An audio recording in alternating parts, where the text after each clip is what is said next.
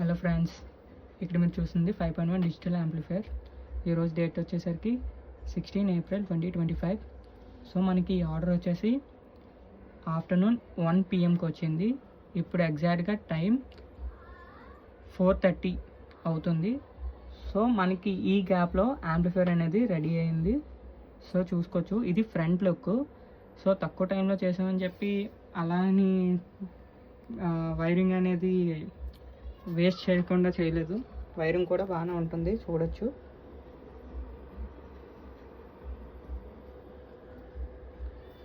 And మీకు humming కూడా లేదు.